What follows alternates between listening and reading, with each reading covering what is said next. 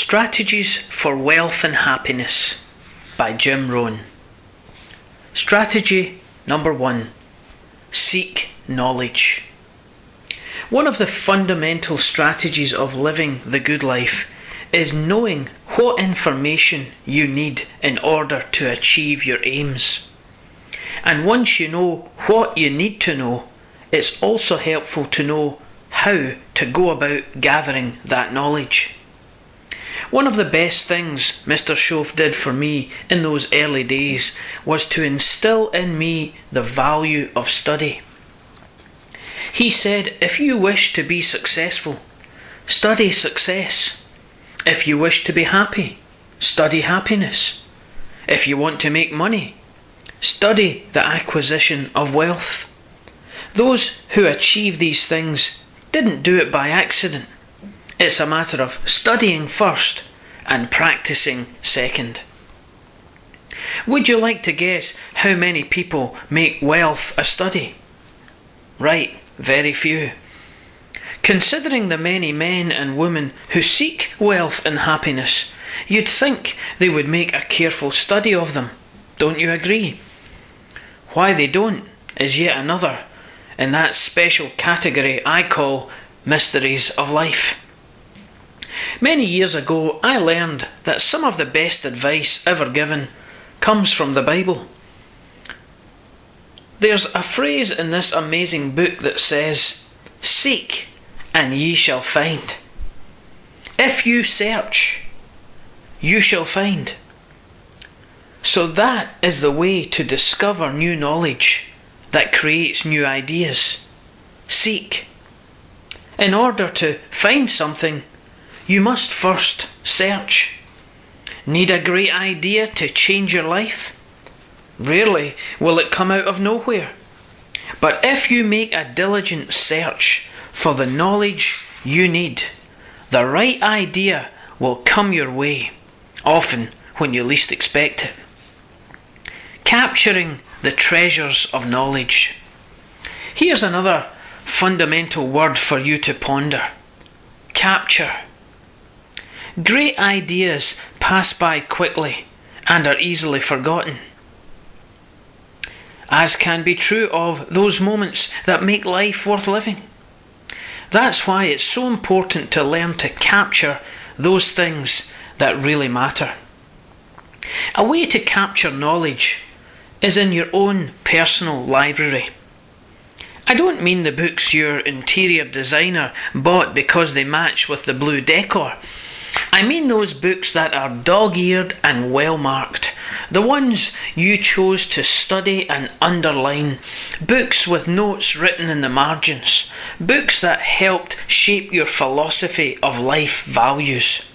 That is truly a treasure worth capturing.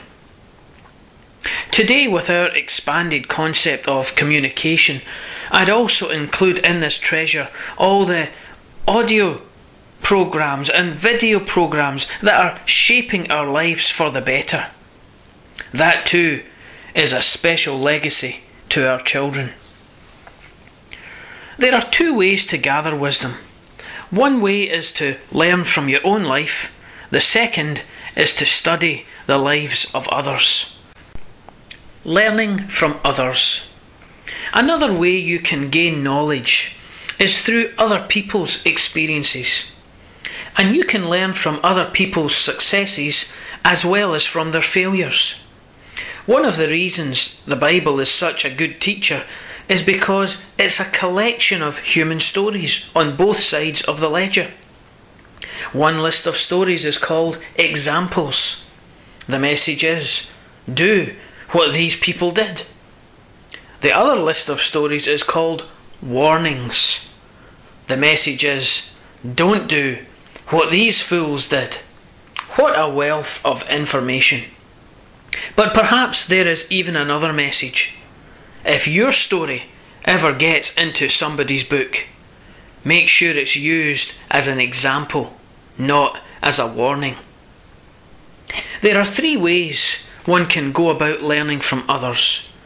Number 1, through published literature such as books and audio programs. Number 2, by listening to the wisdom and foolishness of others. Number 3, through observations of winners and losers. All the successful people with whom I have had contact are good readers. They read, read, read. It's their curiosity that drives them to read. They simply have to know. They constantly seek new ways to become better. Here is a good phrase to remember. All leaders are readers. There used to be a time when publishing always referred to printed matter such as books. But today we can learn through the miracle of electronic publishing as well. I am referring to audio programs and video programs, both of which are excellent ways to acquire knowledge. Many of the busiest people I know use audio programs to learn during unproductive times. For example, they often listen to audio programs while driving in their cars. Listening to CDs is an easy way to pick up innovative ideas and new skills. Did you know that thousands of successful people have committed their inspiring stories to paper, and yet people don't want to read? How do you explain that? Our guy is busy, I guess.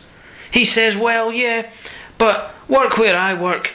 By the time you struggle home, it's late.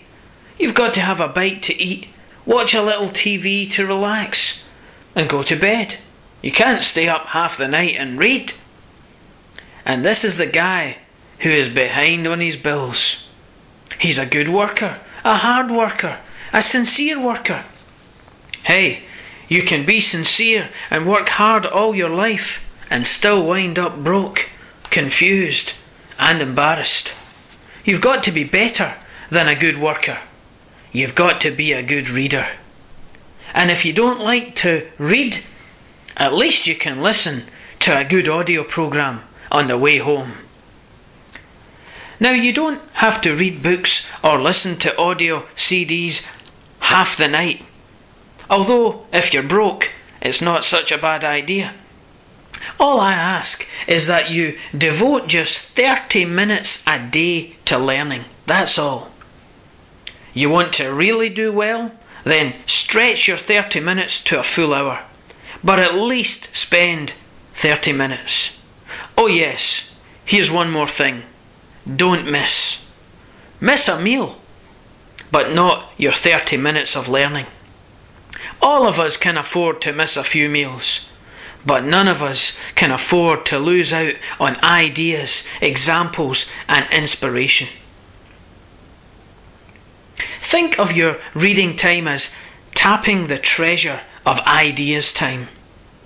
And if somebody's got a good excuse for not tapping the treasure of ideas for at least 30 minutes every day, or not investing some money on the acquisition of knowledge, then I'd like to hear it.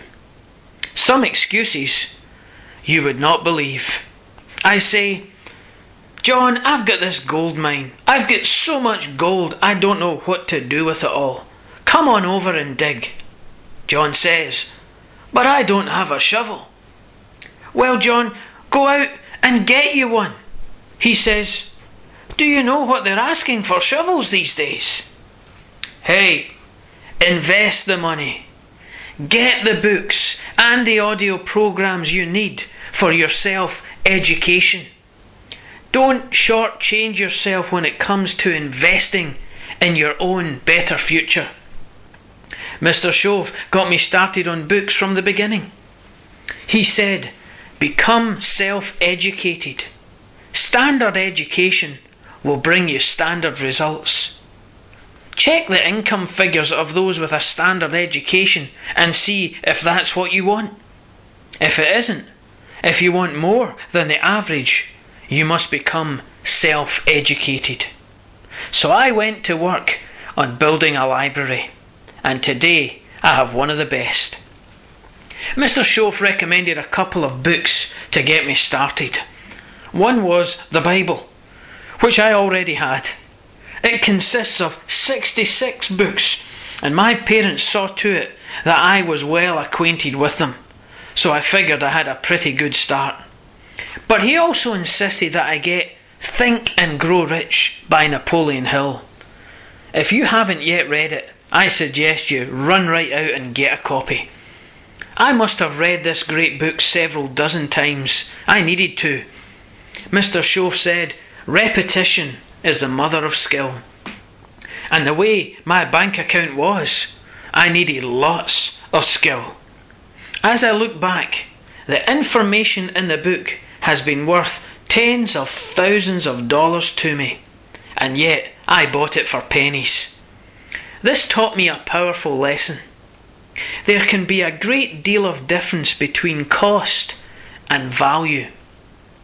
Before I met Mr. Shove, I used to ask, how much does it cost? But he taught me to ask, what is it worth? When I started to base my life on value instead of price, all kinds of things began to happen. Remember, you are what you read. One of the first things I do when I visit someone is to look through his or her library. I find out more by looking through someone's book and audio program collection than I do through idle conversation.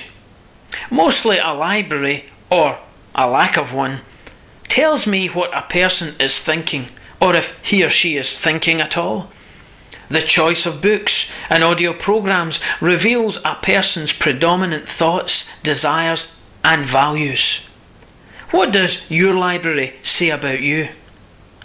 You see, reading books is not some leisure time luxury. It's a necessity for those who want to grow. So don't be like some of my friends who thought that graduating from high school or college gave them a license to never read a book again. Start reading, and especially read the kinds of books that will help you to unleash your inner potential. Are you now thinking about all the books you should read? Then here's some good news. You don't have to read all these books at once. Try reading 2 books a week. And if that seems like a lot, choose 2 thin books to start with. Do this for 10 years and you'll end up reading over 1,000 books. Do you think that acquiring the knowledge inside 1,000 books will influence the many dimensions of your life? Of course it will. Now it's also true that if you haven't been reading 2 books a week for the last 10 years, you are 1,000 books behind those who have. Are you beginning to understand the incredible disadvantage you'll have in 10 years if you stride into the marketplace 2,000 books behind? But that's not all. You'll also miss out on some terrific opportunities because of lack of knowledge. And your philosophy will be too shallow to sustain you through life's challenges. Missing skills, missing knowledge, missing insight, missing values, missing lifestyle are all a result of not reading books. Remember, the book unread is the one that can't help you. You can't read too many books, but you can read too few. Listening. Listening is a wonderful way to learn. Let me propose to you an outrageous idea. Choose a really successful person and take him or her out to dinner. A poor person, and we're all poor compared to someone, no matter how well we're doing, should invest in feeding a rich person. And then do what? That's right, listen. Go ahead, try it. Spend $50, $60, $80, even $100. Go for the full 9 courses. Eat the salad. It will take about 15 minutes. And keep the conversation going. The biggest steak in town will take 45 minutes to demolish. Keep asking questions. Order dessert. See how long you can stretch the meal. Try for at least 2 hours. If you get someone like this to talk with you for 2 hours, you can learn enough strategies and attitudes to multiply your income and change your life. But of course, you're right. Poor people don't take rich people out to dinner. That's probably why they're poor. The guy says, if he's rich, let him buy his own darn dinner. I'm not coming up with any money. And besides, if you work where I work, by the time you struggle home, it's late. You've got to have a bite to eat, watch a little TV to relax, and get to bed. You can't spend all that time trying to find a rich man to feed. And this man is behind on his payments. Behind. He's a good worker, a hard worker, a sincere worker. But you can work hard and be sincere all your life and still wind up broke and unhappy. You've got to be better than a good worker. You've got to be a good listener.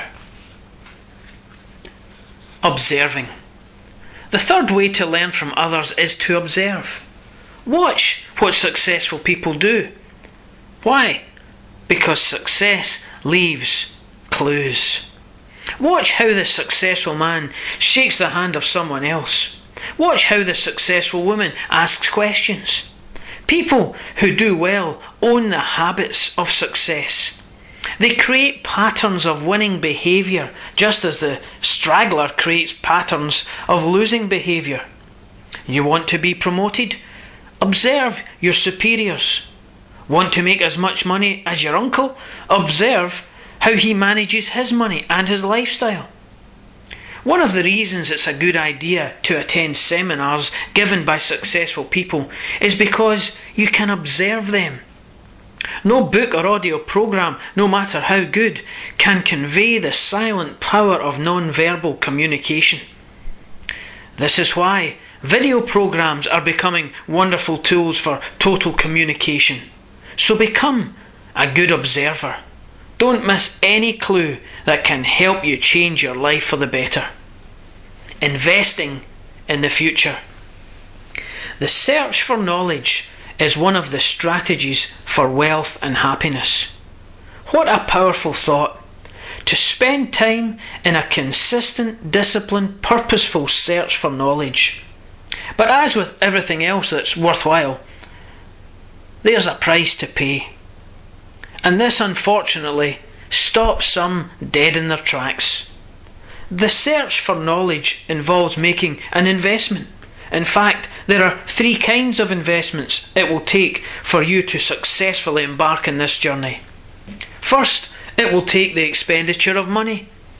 It does take some money to purchase books and audio programs and to attend seminars.